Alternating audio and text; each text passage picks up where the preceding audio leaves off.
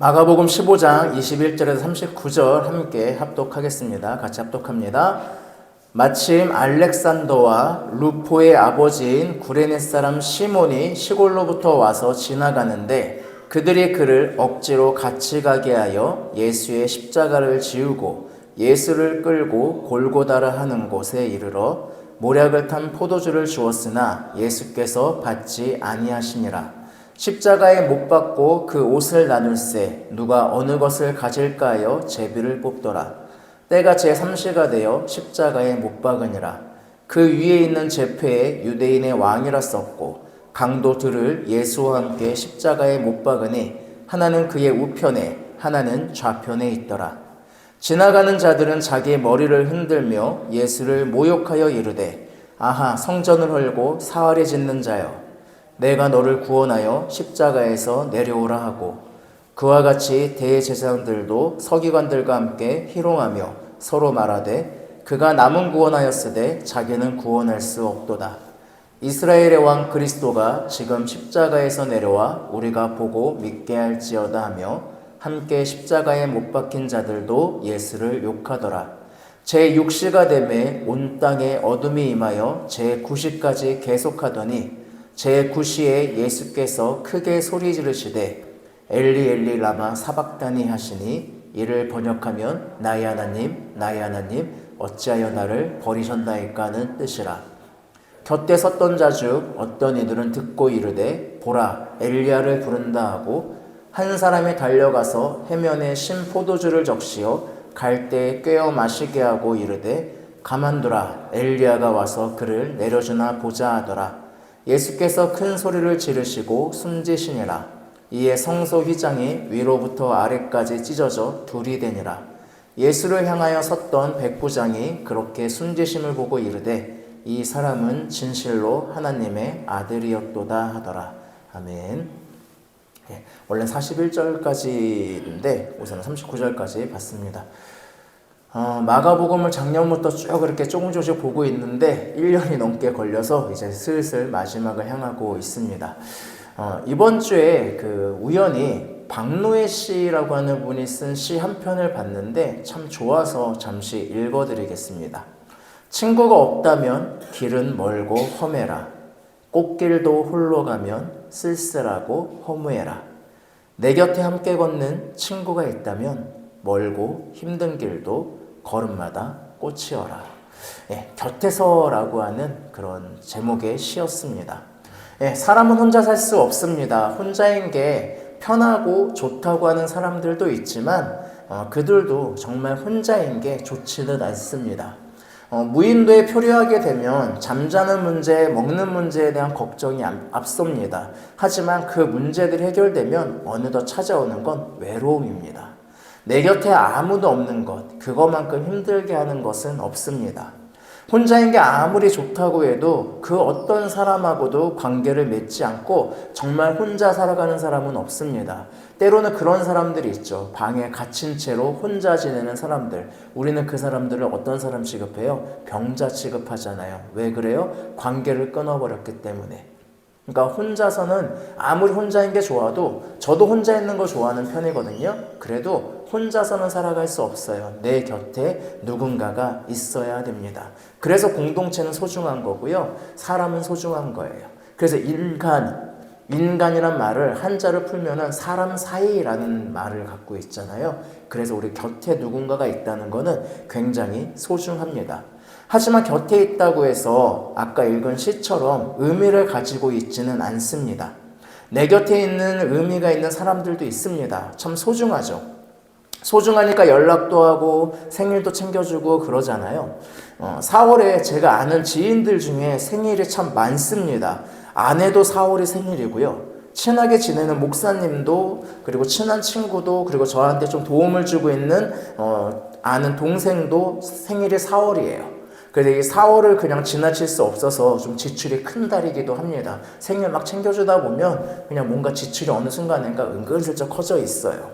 옛날에는 생일을 기억해야 됐는데 오늘날에는 이제 카카오톡에서 생일을 이렇게 막 알려주잖아요. 그러니까 이제 뭐 그냥 지나가기도 쉽지 않아요. 밤에 갑자기 카톡 봤는데 그러면서 그러다가 이번에 설교를 준비하면서 이 곁에 있는 사람들을 생각하다 보니 카카오톡에 나는 몇 명의 아는 사람들이 있을까? 지금 내 곁에는 몇 명 정도가 있을까? 이렇게 한번 봤어요. 그랬더니 제가 보니까 800명이 넘더라고요. 네. 근데 이 800명이 제 곁에 있는 사람들의 카카오톡에 이렇게 있는데 그 사람들이 모두 저한테 의미를 가지고 있지는 않습니다. 그렇잖아요. 800명이 저한테 모두 의미를 가지고 있고 모두 강릉에 살고 있으면 단숨에 부흥하겠죠. 800명이 다 오면 되니까. 근데 그건 아니죠. 어떤 사람은 저한테 정말 의미가 있는 사람도 있지만 또 의미가 있다가 점차 멀어지고 사라지는 사람들도 있어요. 때로는 부부관계도 그렇지 않나요? 어떤 할아버지하고 할머니가 길을 가고 있었어요. 길을 가고 있는데 너무 힘이 드는 거예요. 할머니가 너무 힘이 드는 거예요. 그래가지고 할아버지한테 나 잠깐 업어줄 수 있어? 그랬더니 할아버지 약간 투덜거리긴 했지만 이렇게 업어줬어요. 이렇게 업어줘서 막 가니까 할아버지가 무슨 얼마나 힘이 있겠어요. 근데 할머니가 막 이렇게 업어주면서 가니까 할머니가 좀 미안한 거죠. 그래서 나 좀 무겁지? 그랬더니 그러면 이제 무겁다면 할아버지가 아니라고 해야 되잖아요. 근데 할아버지가 눈치가 없는 거예요. 당연하지. 머리는 돌이지. 얼굴에는 철판 깔았지, 간땡이는 부었지, 그러니 무거울 수밖에, 이렇게 얘기를 하는 거예요. 그리고 이제 나중에 돌아오는 길에 이번에 이제 할아버지가 좀 힘드신 거예요. 그러니까 할아버지가 염치부유하고 할머니한테 나 좀 업어줘, 그렇게 얘기를 한 거예요. 그랬더니 할머니가 또 이렇게 업었어요. 그냥 할아버지도 좀 이제 마음이 좀 불편하잖아요. 그래가지고 할머니 난 무겁지? 그랬더니 이제 할머니 얘기합니다. 아니 가벼워. 머리는 비었지, 입은 싸지, 쓸개는 빠졌지, 허파에 바람은 잔뜩 들었지, 아주 가벼워, 걱정하지 마, 이렇게 얘기를 했어요. 그러니까 이게 뭐예요? 처음에 정말 죽고 살지 못해 결혼했을 거 아니에요. 근데 어느 순간인가 이 곁에 있는 사람들의 소중함이 하나하나 사라져가면서 의미가 변질되는 경우도 있는 거죠. 그런 경우도 있습니다. 그리고 예전에는 의미가 없던 사람인데 어느 순간인가 갑자기 의미가 생기는 사람들이 있을 때도 있어요. 그러니까 제가 서울에 있는 교회에 부사역자로 있을 때 인도에서 오신 선교사님이 한 분 계세요. 근데 그분이 이렇게 한번 선교사로 오셔가지고 설교를 하셨어요. 주일날. 이 설교를 하는데 어린이 사역에 관한 부분을 좀 얘기를 하셨어요. 근데 저희 아내가 그 말을 듣고 너무너무 감동을 받은 거예요. 그래서 아내가 저한테 여보, 저기 선교사님한테 헌금을 좀 하고 싶은데 해도 될까? 그래서 저는 그냥 그래 해라, 그렇게 얘기했어요. 근데 제가 생각한 것보다 너무 큰 금액을 했어요. 저는 이제 제가 생각한 금액은 성교사니까 한 10만 원 하겠지 이렇게 생각했는데 몇 배를 하셨어요. 워낙. 그리고 이제 우리는 이제 좀 굶어야 되는 그런 상황들이 왔어요. 그러니까 이 선교사님도 본인이 생각할 때 너무 큰 돈을 해주셨다고 생각을 했나 봐요. 그러니까 그 뒤로 갑자기 이 선교사님이 저한테 계속 카카오톡을 안부를 보내요.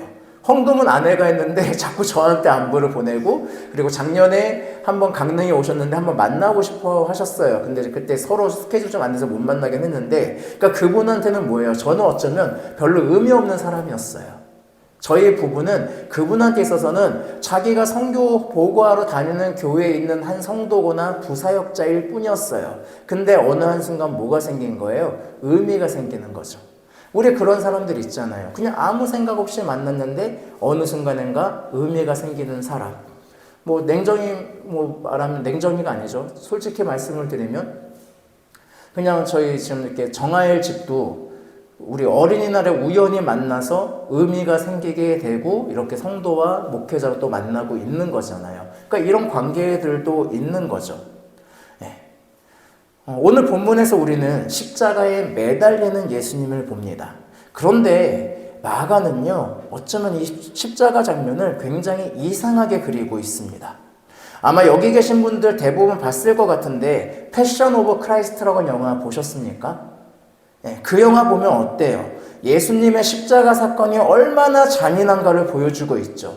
십자가에 못 박힌 채로 이게 로마에서 십자가에 들어가지고 예수님 못 박힌 채로 공중으로 들려서 쓰러지는 모습도 보여주고요. 그 다음에 예수님이 너무 아파가지고 팔이 이렇게 힘주고 있는데 병사들이 억지로 확 하잖아요. 그래가지고 이게 쭉 뻗어지고 거기에 못을 박아서 그 못이 반대 나무로 이렇게 나오게 되는 모습도 보여주고, 그렇게 보여주면서 뭘 보여주는 거예요? 예수님의 십자가의 고통이 이렇게 심했어 라는 걸 보여주면서 우리한테 어떻게 돼요? 눈물 짓게 만들잖아요.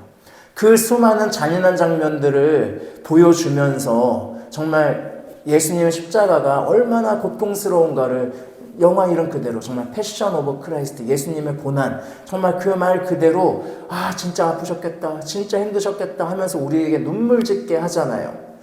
이게 정상이죠. 그럼 마가도 예수님의 십자가 사건을 보여주면 그 십자가의 중요한 것들을 보여줘야 돼요. 못을 어디에다 박았는지, 또 그 못을 박았을 때 예수님이 어떤 비명을 지르셨는지, 이런 것들을 실감나게 적는 게 정상인데, 오늘 성경을 보면요, 마가는 십자가에 못 박았더라 라고 하는 세 단어로 끝내버려요.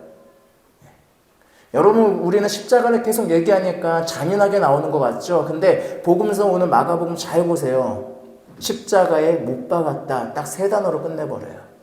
그 장면을 자세히 그리고 있지 않다고요. 그러니까 마가는요, 어쩌면 십자가에 오히려 관심이 없어 보여요. 근데 정말 십자가에 관심이 없을까요? 그렇지 않아요. 마가복음은 전체가 이 십자가 사건을 향해서 맹렬하게 달려가고 있거든요. 그리고 심지어 예수님이 먼저 말씀도 하잖아요. 내가 십자가를 지게 될 거야. 그리고 제자들은 이야기하잖아요. 자기 십자가를 지고 나를 따라야 돼 라고도 얘기하잖아요. 그러니까 여러분 이거 아무렇지도 않게 읽으시는데요, 로마 시대 당시에는요, 십자가란 말을 잘 사용 안 했어요.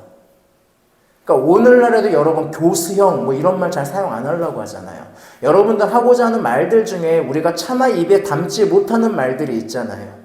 이 당시에 로마 사람들이 볼 때도 십자가형은 너무나도 잔인하고 너무나도 문제가 많고 정말 너무나도 비인간적이어서 십자가란 말을 안 써요. 그냥 그거 있잖아, 이런 식으로 이야기를 했어요. 근데 마가복음에 십자가란 말이 굉장히 자주 등장한다고요. 그만큼 십자가는 중요한 거예요. 근데 그렇게 중요한 십자가를 자세히 묘사하지 않아요. 왜 그랬을까요?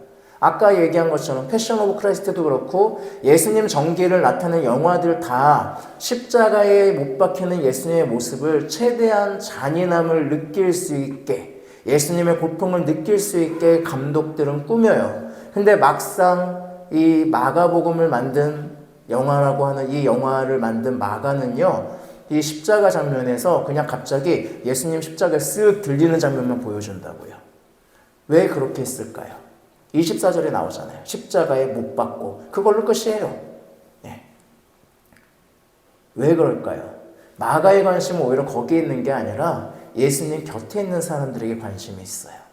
오늘 본문을 보시면 예수님 곁에 이 십자가의 길을 걸어가고 이 십자가에 못 박혀있는 예수님 곁에 어떤 사람들이 있는가를 보여주고 있어요. 그리고 이야기하는 거예요. 너는 예수님 곁에 어떤 사람이 되고 싶니? 라고. 자, 그래서 그 길이 누가 있었는지 한번 보도록 하려고 합니다. 첫 번째, 십자가의 길, 그 고통의 길을 걸어가는 예수님 곁에는요, 조롱하는 사람들이 있었습니다. 24절을 보면 예수님이 입고 있는 자색 옷을 나누어 갖고 제비를 뽑는 사람들이 있었음을 보여주고 있어요. 이 옷은 결코 좋은 옷은 아닐 겁니다. 근데 이 당시에 염색은요, 굉장히 고급된 옷이에요.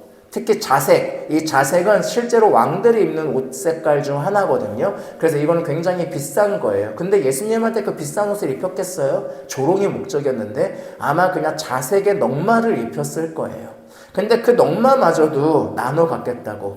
야, 유대인의 왕이라고 우기던 인간 하나 죽는데 그 사람이 모신데 내가 기념으로 가지고 있어야지. 아마 로마 병사일 거라고 보여요. 그러니까 로마 병사가 볼 때는 유대인의 왕은 자기들보다 아래인 거예요. 자기들이 언제든지 죽일 수 있는 아무것도 아닌 존재인 거예요. 그리고 그 왕은 너무나도 지금 무기력해요. 옷이 찢겨나가도 옷이 찢겨나가도 어떻게 할 수 없는 그런 존재인 거예요.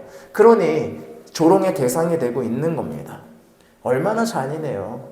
여러분, 아픈 사람의 곁에서 뭔가 예를 들면 누군가가 아파서 피를 철철 쓰러져 있는데 그 사람의 지갑을 가져간다고 하면 우리는 그 사람을 보고 인간은 다 그래 라고 하겠어요? 너무 못된 놈이네 라고 하겠죠. 그만큼 잔인한 거예요. 이건 잔인하다고요. 그것만 있습니까? 로마 사람들은 이방인이니까 그럴 수 있다라고 쳐요. 그런데 동적인 유대인들은 어떻습니까? 예수님을 조롱합니다. 십자가 위에서 괴로워하고 있음에도 불구하고 사람들의 반응은 차갑다 못해 잔인하죠. 인간성이 없어요. 성전을 부수고 4일 만에 지을 수 있다고 한 인간아, 스스로 구원해서 십자가 위에서 내려와라. 이게 사람이 할 말입니까? 요한복음에서는 예수님이 성전을 헐어라, 내가 3일 만에 짓겠다라고 하는 말이 나와요. 근데 마가복음엔 나오지 않아요. 그러니까 마가는 뭐라고 얘기하냐면 이 말이 선동에 넘어간 사람들의 모습으로 나오는 거예요. 잘못된 선동, 잘못된 뉴스에 넘어간 사람들이 예수님에게 야, 성전도 4일 만에 짓는다며? 그러면 내려오는 거 아무것도 아니잖아. 한번 내려와봐 라고 얘기하고 있는 거예요. 이 조롱을 하고 있는 거예요. 사람들이 이렇게 반응하니까 이제 대제사장들과 서기관들은 신났어요. 혹시라도 야, 예수님이 무슨 죄가 있다고 매달아 라고 얘기할까봐 약간 조마조마했는데 사람들이 조롱하거든요. 그러니까 신났어요. 그러니까 대제사장 서기관들도 얘기하는 거예요. 야, 남은 잘만 구원하더니 너는 왜 구원을 못하냐? 내려와봐. 그럼 보고 믿을게. 네가 하나님의 아들이라며, 하나님의 아들이면 십자가에서 내려오는 거 아무것도 아니지 않아? 천사가 너 구해줄 수 있는 거 아무것도 아니지 않아? 그러면 우리가 믿을 수밖에 없잖아. 보고 믿을 테니까 한번 해보라고. 이게 지금 사람이 하고 있는 얘기들이에요. 예수님 곁에 있는 사람들이. 조롱밖에 하는 것이 없어요. 이 얘기를 누가 했을까요? 마태복음에 의하면 사탄이 하잖아요. 네가 하나님의 아들이라면 위에서 떨어지다 천사가 받아주겠지. 예, 지금 대제사장 서기관들이 뭐가 달라요? 사탄과 똑같은 얘기들을 하고 있는 거예요.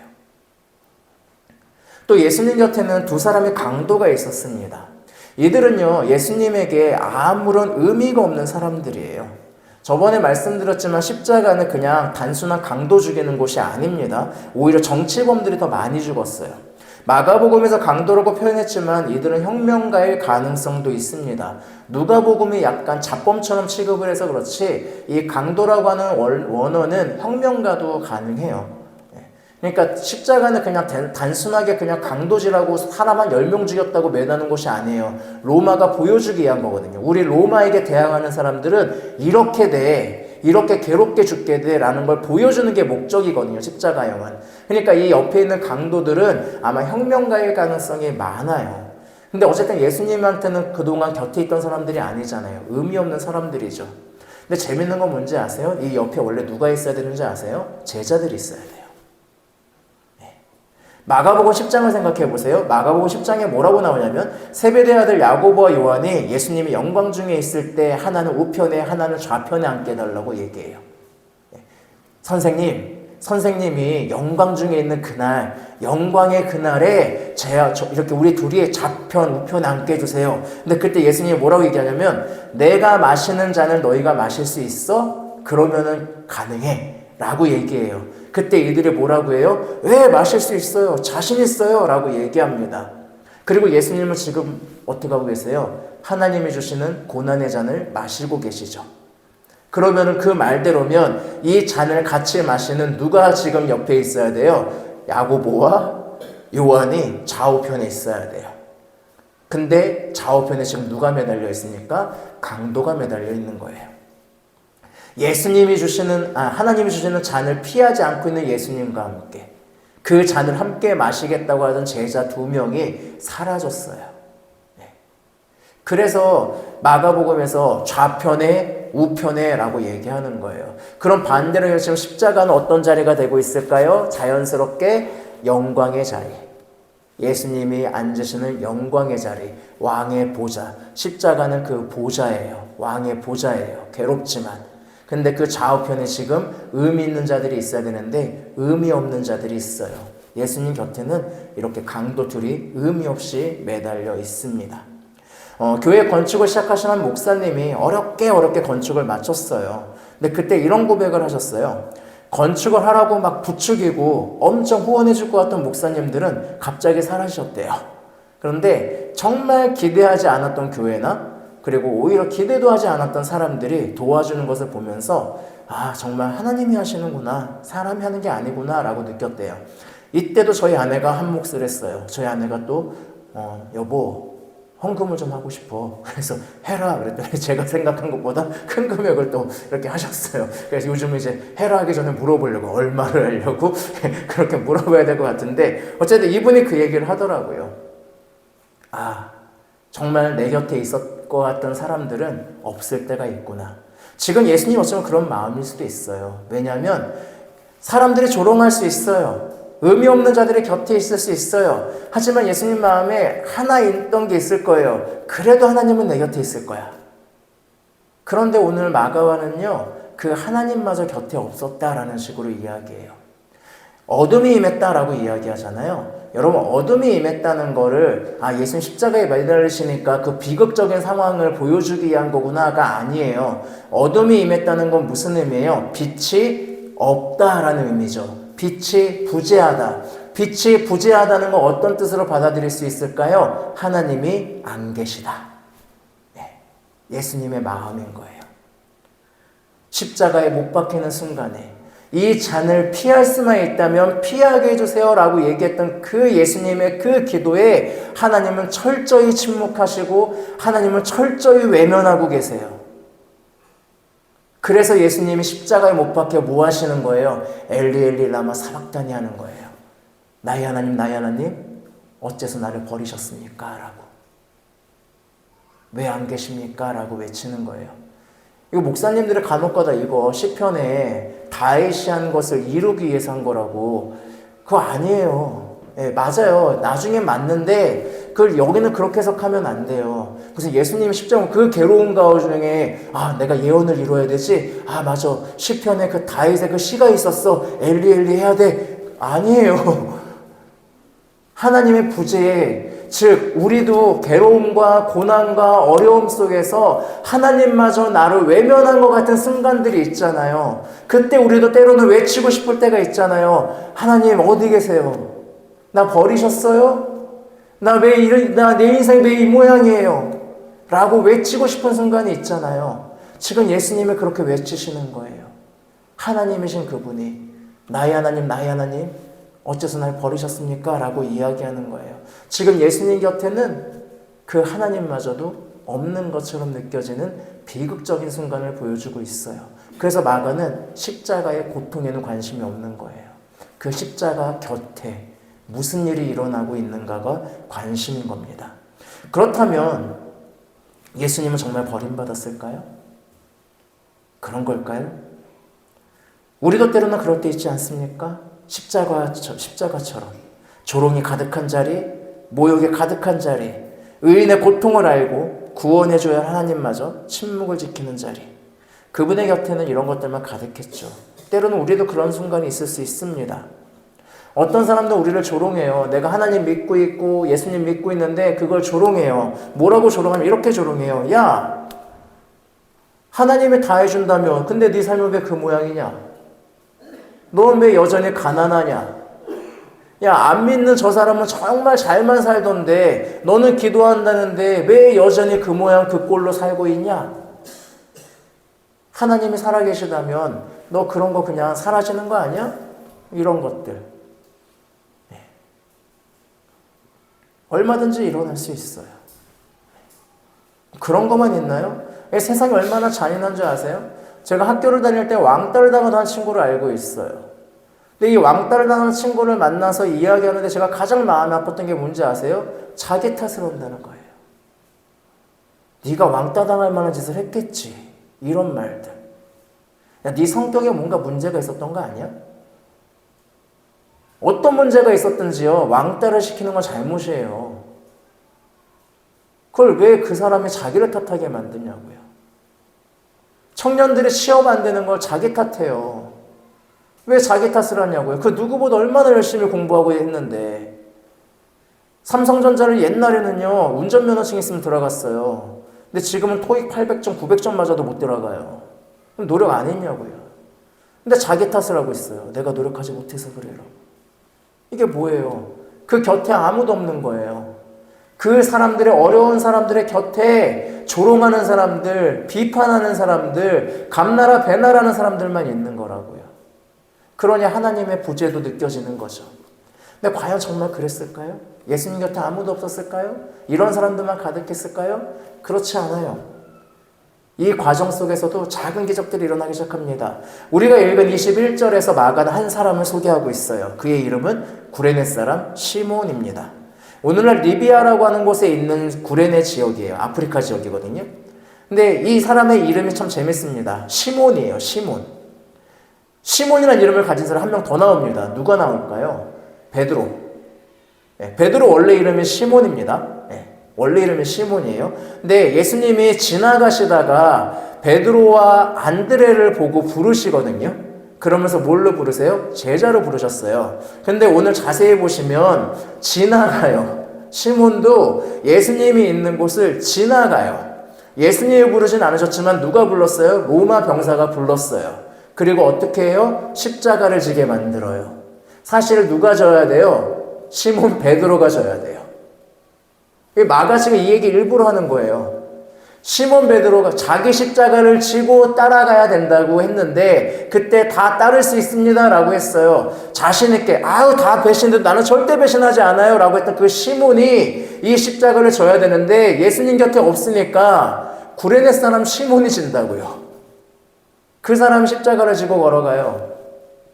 근데 이 과정에 기적이 일어났어요. 어떤 기적일까요?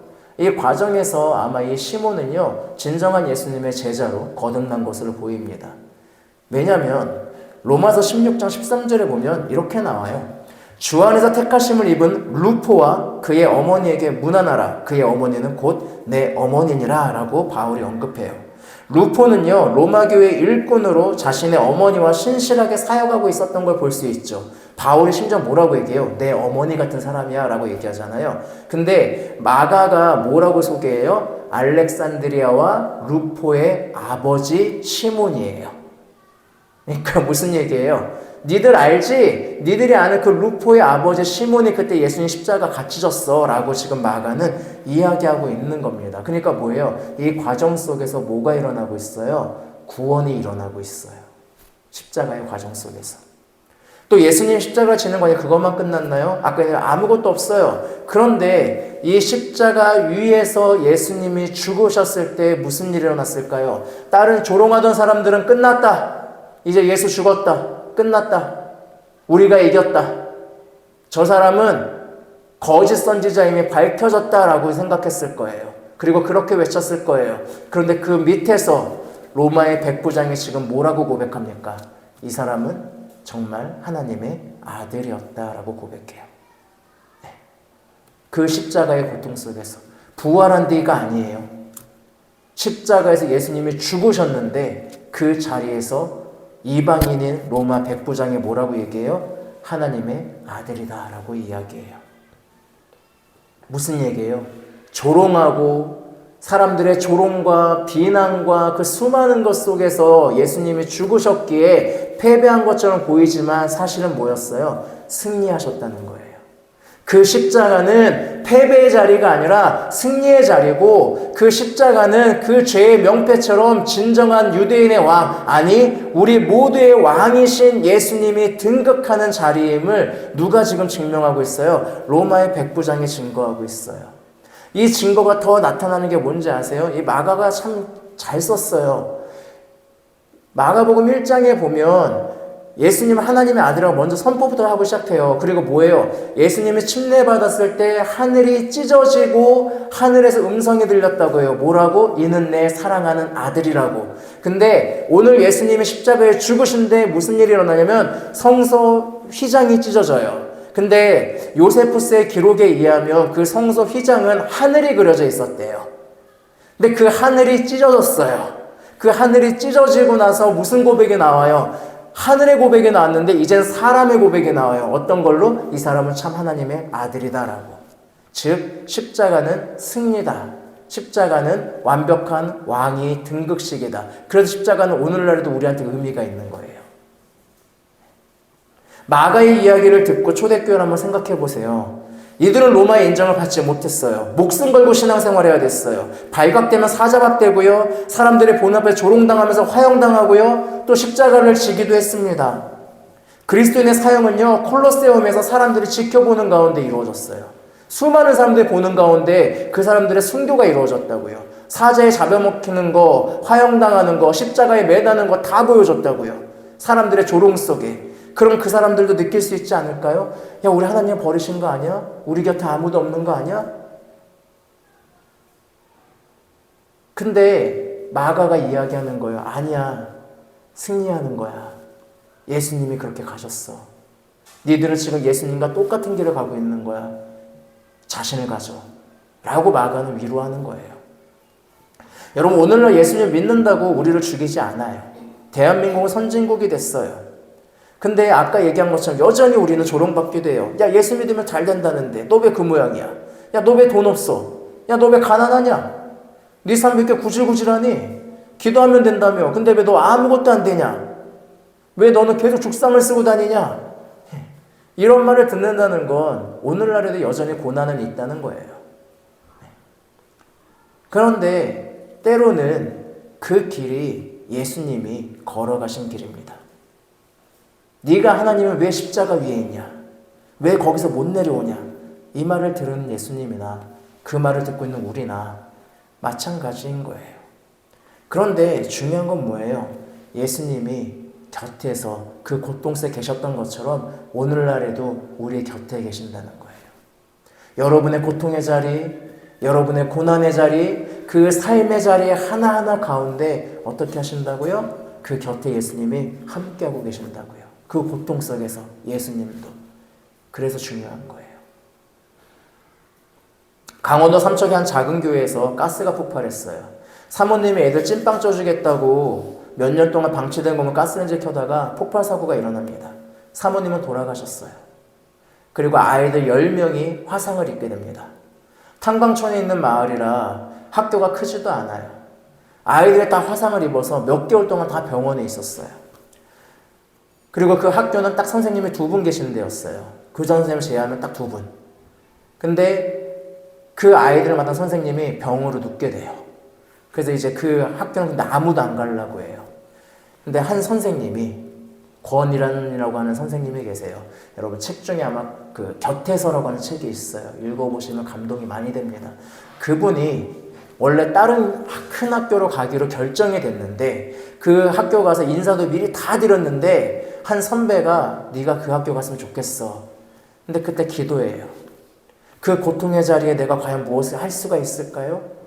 그 곁에서 내가 뭔가 할 수 있는 게 있을까요? 근데 하나님이 음성을 주세요.